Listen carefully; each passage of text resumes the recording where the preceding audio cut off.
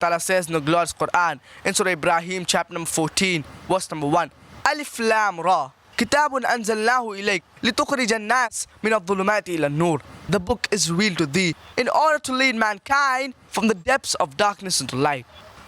So Allah subhanahu wa ta'ala sent Prophet Muhammad, peace be upon him, in order to lead mankind from the depths of darkness into light. Allah subhanahu wa ta'ala says in the glorious Qur'an in Surah Ibrahim chapter number 14 verse number 52.